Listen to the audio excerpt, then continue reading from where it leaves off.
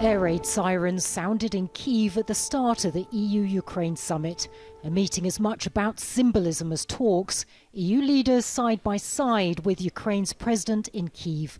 A show of the bloc's support for Ukraine and a message to Moscow that despite its attempts, Kyiv's looking west. Ukraine wants to join the EU.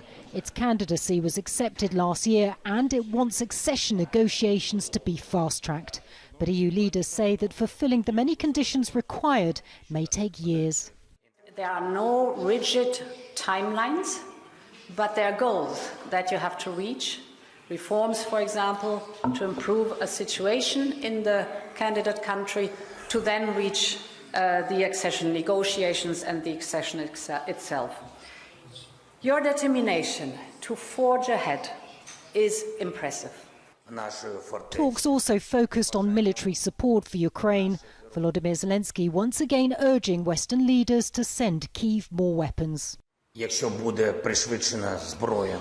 If weapons deliveries are accelerated, namely long-range weapons, we will not only not withdraw from Bakhmut, we will begin to deoccupy Donbass, which has been occupied since 2014.